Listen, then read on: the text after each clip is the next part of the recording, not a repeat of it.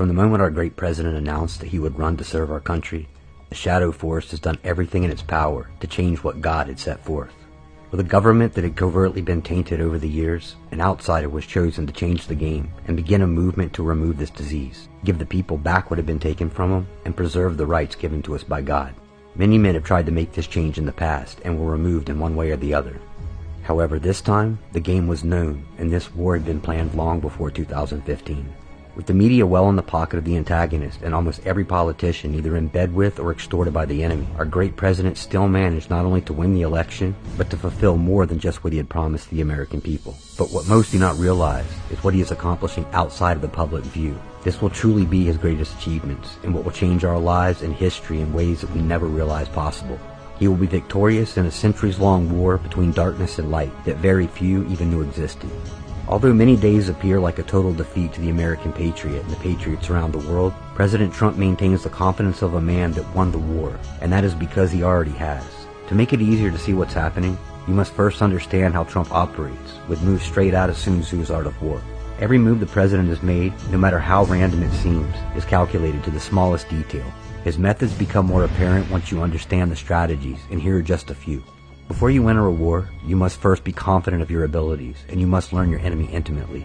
Being a businessman and not a politician, Trump was able to walk amongst the snakes for decades under the radar, learning their Alinsky-inspired playbooks, the financial systems that they used to indebt and control the population, and observe the many ways that people's money was being used to fund globalist conquest and line the pockets of those conspiring. Trump did this while maintaining the admiration and respect of all, until the day the elite realized he was the lion that was about to devour them.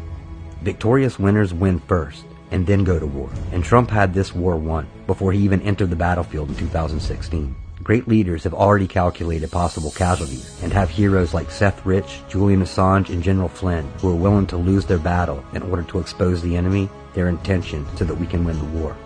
Trump has gained his warriors by treating people as his sons and daughters, fulfilling his promises, which is why they will now follow to the deepest valleys behind a leader whose actions far exceeded his words.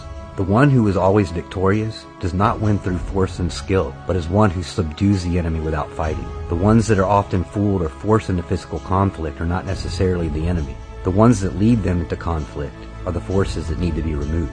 Like with Saudi Arabia, North Korea, China, and Iran, you show your agitator that they have nothing to gain by attacking you. You will diminish their enthusiasm to do so. You inspire the country's people by reminding them of the power they have over their leaders, by reminding those leaders who really has the power. Next, you build a golden bridge to retreat across by offering them something that will benefit their country while creating a sense of victory for everyone. Yet Trump's greatest attribute is his ability to confuse his enemy so that they cannot fathom his real intent. Strategic deception has been valuable for the president. When you are competent, appear incompetent. Appear weak when you are strong. Be extremely subtle, even to the point of appearing dormant. Always evolve and maintain flexibility, because any man can see a plan made for battle, but no man can determine a plan that never stops evolving. And this allows Trump to be the director of our enemy's fate.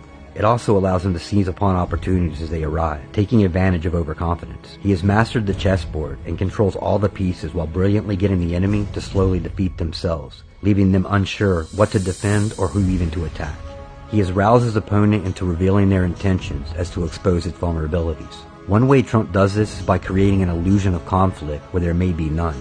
As many of his administration is shuffled or moved around, people assume that he does not know what he's doing. Trump often even exchanges unpleasantries via social media and sound bites with those that were relieved of their duties. He does this with his allies and his enemies. Some of those exchanges have merit, but many others, such as Jeff Sessions, are nothing but kabuki theater, giving the deep state actors an insecurity of who they can trust. This also allows Trump loyalists a shadow to hide behind while they complete other unforeseen tasks. Finally, we come to the strategy that most involves us, the Trump supporters, the patriots, and the digital warriors, and that is targeting the enemies where they are not.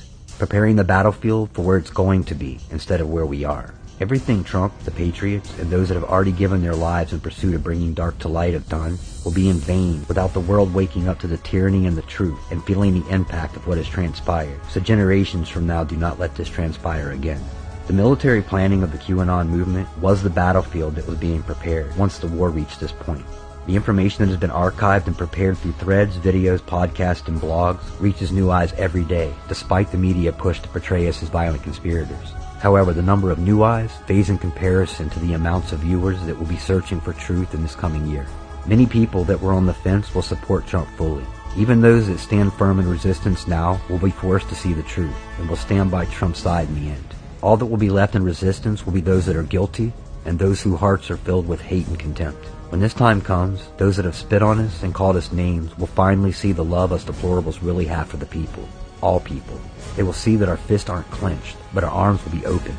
We will not harp on the past, but we will move forward together, without division, without judgment, without hesitation, but with one common goal: freedom.